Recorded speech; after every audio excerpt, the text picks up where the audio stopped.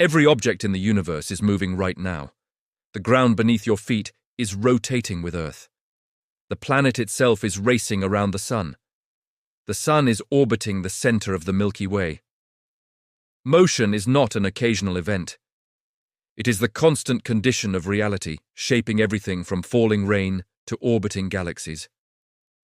Welcome to Mattermosaic, piecing together the universe, one discovery at a time. Today, we are exploring the science of motion and why things move the way they do. The first serious attempts to explain motion appear in ancient Greece during the 4th century BCE. In Athens, the philosopher Aristotle developed a framework that would dominate thinking for nearly 2,000 years. He believed that motion required a continuous cause. According to his model, objects moved only while something actively pushed or pulled them. Once that influence stopped, motion should stop as well. He also argued that heavier objects must fall faster than lighter ones. These ideas spread throughout the Mediterranean world and later across medieval Europe, the Islamic world, and North Africa. They were taught in universities and preserved in scholarly texts. Yet Aristotle's approach relied almost entirely on logical reasoning. Measurement and controlled experimentation played little role. Motion was explained philosophically, not experimentally. That began to change at the turn of the 17th century in Italy. In the city of Pisa, and later in Padua, Galileo Galilei introduced a new way of studying nature.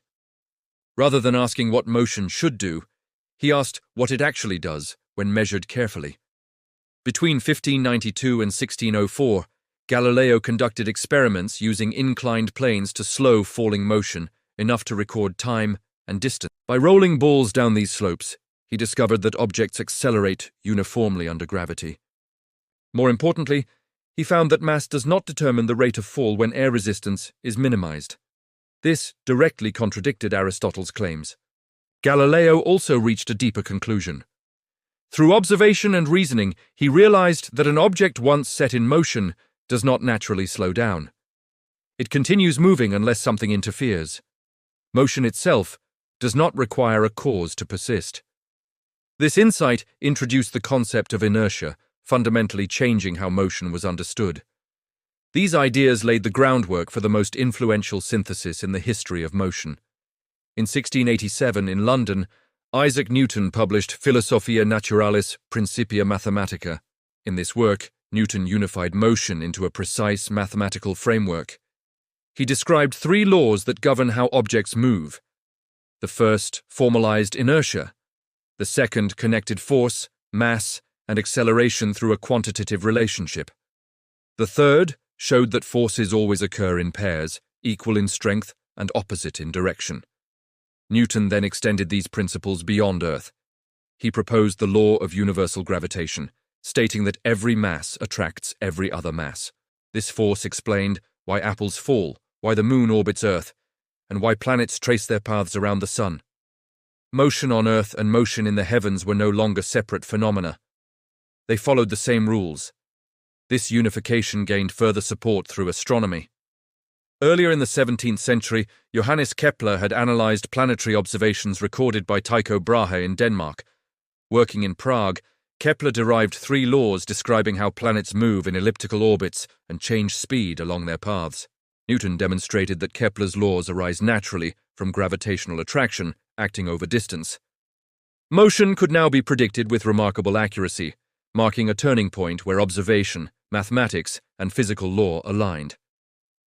As physics advanced into the 18th and 19th centuries, scientists began exploring motion through another lens.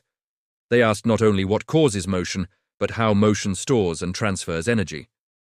In France, Émilie du Châtelet clarified the relationship between motion and kinetic energy. In Germany, Gottfried Wilhelm Leibniz argued that motion carried a measurable quantity related to velocity squared. Later, experiments by James Prescott Joule in England showed that mechanical motion could be converted into heat in predictable ways. These findings led to the principle of energy conservation. Motion became understood as one form of energy among many, able to transform but not disappear. The study of motion expanded further into complex systems. Not all objects move through empty space. In the 19th century, scientists examined motion through air and water. In France, Claude-Louis Navier developed equations describing fluid flow. In the United Kingdom, George Gabriel Stokes refined them to account for viscosity and resistance. This work explained why motion behaves differently in different environments. A feather and a stone fall together in a vacuum, but not in air. Motion depends not only on force and mass, but also on the medium through which an object moves. By the late 19th century, classical mechanics had achieved extraordinary success. Yet troubling anomalies began to emerge.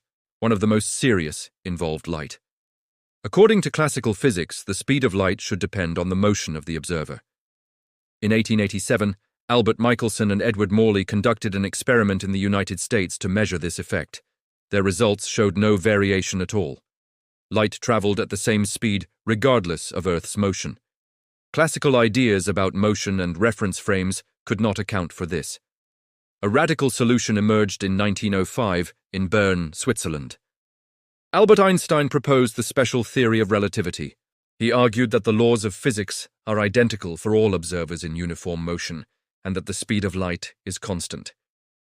This required a new understanding of motion itself. Time and space were no longer absolute. Objects moving at high speeds experience time differently. Lengths contract, motion reshapes measurement. These effects were later confirmed through experiments involving atomic clocks and particle accelerators. Einstein extended this framework in 1915 with general relativity. In this theory, gravity is not a force acting at a distance. It is the curvature of space-time, caused by mass and energy. Objects in motion follow the straightest possible paths through curved space-time. Motion under gravity became geometry. This idea was supported in 1919 when observations during a solar eclipse confirmed that massive objects bend light. Motion, even of light itself, responded to space-time structure. At the same time, physicists were uncovering a deeper layer of motion at atomic scales. Between 1900 and 1930, experiments conducted in Germany, Denmark, and the United Kingdom revealed that particles do not move like tiny billiard balls. Max Planck showed that energy is exchanged in discrete amounts. Niels Bohr proposed quantized orbits for electrons.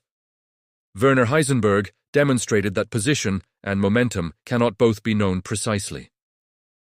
Erwin Schrödinger described motion using wave equations rather than trajectories. At these scales, motion becomes probabilistic. Particles do not follow single paths. Instead, their behavior is described by likelihoods. This does not invalidate classical motion. It defines its limits. Today, motion is understood as a layered phenomenon. Newtonian mechanics accurately describes everyday movement.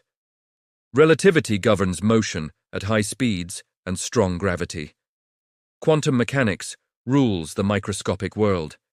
Each framework has been confirmed through repeated experiments and precise measurement. Modern scientists study motion using satellites, particle accelerators, and observatories across the globe. Facilities such as CERN in Switzerland and space agencies in the United States, Europe, and Asia continue refining our understanding. Motion is no longer a mystery of intuition. It is one of the most tested aspects of physical reality. What changed over centuries was not motion itself, but humanity's ability to observe it, measure it, and describe it without assumption. Each advance built upon earlier insights, correcting errors while preserving what worked. From ancient philosophy to modern physics, motion reveals a universe governed not by guesswork, but by patterns that can be tested, refined, and understood.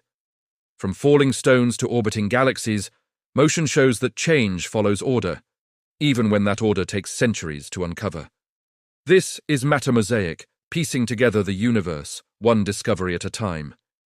If this exploration sparked your curiosity, tap like, share it with someone who loves science, and let us know what you want to uncover next. Subscribe for more weekly journeys across the fabric of reality.